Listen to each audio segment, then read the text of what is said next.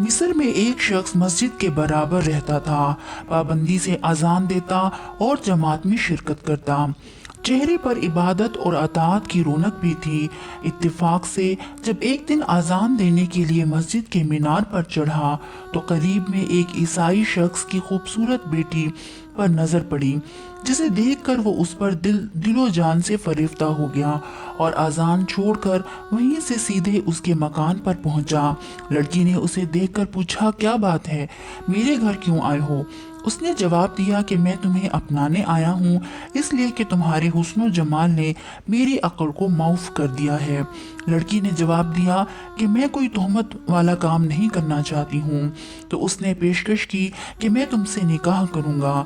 لڑکی نے کہا کہ تم مسلمان اور میں عیسائی ہوں، میرا باپ اس رشتے پر تیار نہ ہوگا۔ تو اس شخص نے کہا کہ میں خود عیسائی بن جاتا ہوں۔